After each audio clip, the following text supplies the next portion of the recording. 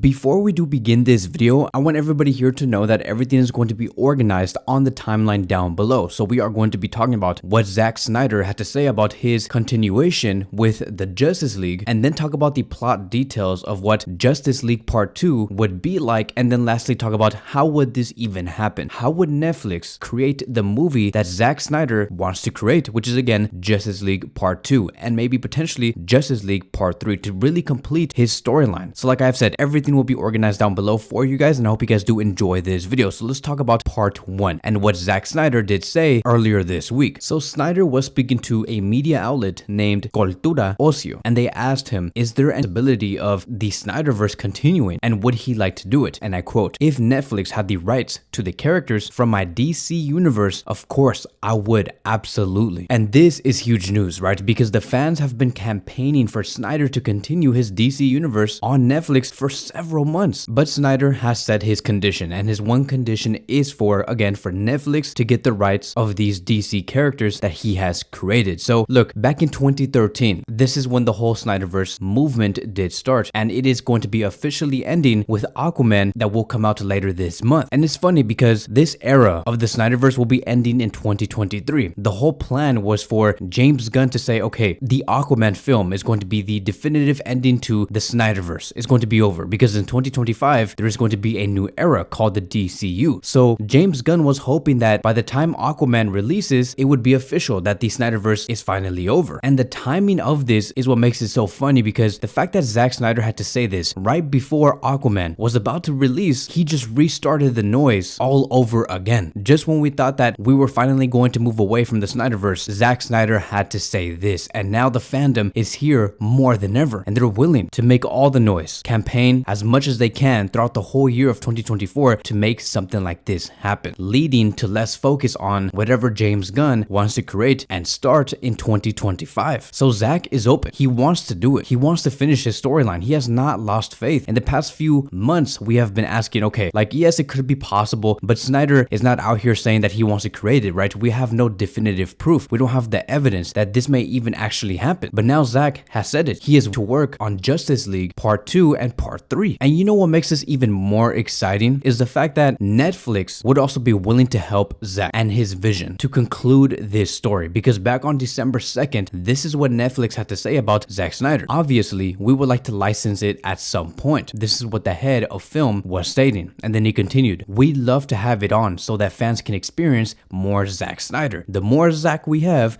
the better we are." And that is Netflix basically saying, yes, I will shake the hand of Zack Snyder. I do agree with what he is saying. And yes, we would love to have the license for this to make it happen. They're willing to work together. And I know that the main question now is, moving forward between Netflix and Zack, is how are they going to make this happen? How are they going to bring these big IPs, Superman, Batman, Wonder Woman, onto Netflix, which we are going to be talking about later in this video. So something is going on, because the fact that Zack felt free to even say something like that, it's almost like Netflix said, look, say whatever you want, say something about the Justice League. If they ask you, just say that you are willing to do it. And yes, it's even okay to do it during the Rebel Moon promotion. And this is the reason why I even say that I think that it's very important for us, right? If you are a Zack Snyder fan or a DCEU fan and you love Henry Cavill's Superman and you love Ben Affleck's Batman, if you guys are any of these type of fans, it's important for us to support Rebel Moon, making sure that Rebel Moon is a success, so Netflix can look at this and say, okay, now we must really try and go for these licenses, because look at how much success Rebel Moon was for us. The people are there, the demand is there. So us as a collective, right, this community that we are building, we have to go on and support Rebel Moon as much as we can to make sure Zack has the resources and the opportunity, because I'm pretty sure that all of us wants to see this story conclude. We want to see Superman turn evil, or Darkseid fulfilling his plan, or Batman creating a plan to stop Darkseid, and Superman, right, whatever we saw in the uncut version of Justice League Part 1, we want to see that conclude, because there were so many open threads, so many unfinished stories in the last 10 to 15 minutes. What is going to be Lex Luthor's plan? Is he going to assemble his own team? So this is where we are going to be getting a little nerdy. We are going to be talking about what Justice League Part 2 might look like. There are two different versions online. Both of these could be wrong, but this is going to be the closest thing in regards to what that movie could look like in the future if it were to ever be created by Netflix. These two different versions could change. You never know. Maybe Zack has different ideas, but this is what we know as of now. So just take these two different versions of the story with a grain of salt. Let's start with with version number 1 for Justice League Part 2. So it says here on Reddit that Justice League Part 2 would mostly be a character-driven film with everyone doing their own thing. And then Lex would create his own evil Justice League and everyone would be busy fighting them. Then Batman would find Riddler, who solved the anti-life equation. Superman would then fly out to find Darkseid and hold him off until the rest of the Justice League comes back from fighting Luthor's team, right? The evil version of the Justice League, leaving Lois Lane in Batman's care. Then Lex calls Darkseid and gives him the anti-life equation that he got from the Riddler,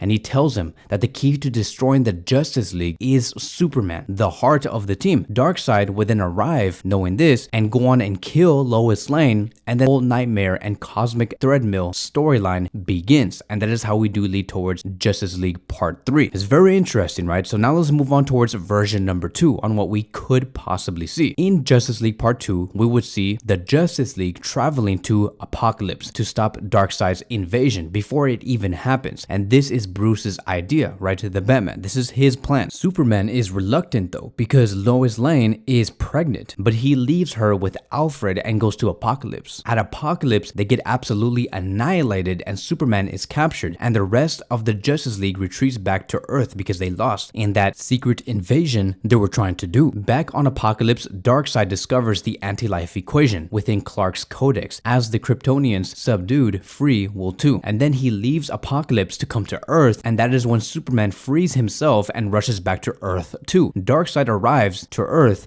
goes to the Batcave and kills Lois Lane, very similar to the conclusion of version 1 of Justice League Part 2. And then the Nightmare and Cosmic Treadmill storyline begins. So very similar conclusions, but the beginning of these two versions are very much different. Let me know in the comment section which one does interest you the most, or if you have heard some secret information on what the plot details would be like, place it in the comment sections down below. I would really love to read it. So now let's move on towards the next phase of this video and talk about how, first of all, why would Warner Brothers let go of their biggest IPs and hand it to Netflix? And so look, it would be a financial risk for Netflix to spend millions and millions of dollars for many of these DCEU movie characters that is currently owned and licensed by DC and Warner Bros. But here's the thing, because Warner Bros have been dealing with so many financial issues, maybe something like this could happen. Maybe they might be open to Netflix giving them money in exchange for certain IPs to lay down their debts. So it could be a tactical move if Warner Bros really do want it, and just letting go of Superman, Batman, and Wonder Woman temporarily for them to finish the project. We also have to remember though that Netflix would also have to take care of all of these legal issues, like how much are these actors going to be paid, what's going to be the contracts with these actors in regards to with Netflix. A lot is going to have to be done, but the fact that Warner Bros are going through certain financial issues, I feel like Netflix do have the leverage. They just have to sell it right. We also have to remember that Tubi has now acquired some of the movies from Warner Bros, but to be more specific, some DC titles like the Batman, Suicide Squad, Black Adam, Wonder Woman, and Aquaman in exchange for money. Because again, Warner Bros are looking for cash. They're looking for cash to pay down their financial issues. I think something like this could work if the interest is actually there. So I believe that this is something that could work because the interest is there for all parties. And we know that one of the intentions coming from DC and also Warner Bros is that they want to expand the DC brand to other audiences, right? There is a reason why they have already given Netflix certain projects like the Batman, some Wonder Woman films, etc., so more people could watch it. So they gave it to Netflix, they gave it to Tubi, and they're probably going to give it to other people because they want to expand their DC brand. And Warner Bros can say, hey, look, this is going to be our Elseworld stories. You guys can all see it in your subscription of choice. And they can also state, right, that also they're going to be having a connective universe outside of the Elseworld projects that will be starting in 2025. So like I've said, I think that this is a deal that can satisfy all parties. Everybody will be happy if something like this happens. Netflix will create the movie that they want. Zack Snyder would also get that. We as fans would finally see the conclusion. We also see Warner Bros receive some cash in order to pay them. Everybody wins in this. Even Henry Cavill himself, who wants to play Superman so bad and was willing to return a year ago, around this time, he would finally get his second chance or third chance to assemble his version of Superman. Thank you guys so much for watching, and I will see you guys in the next one.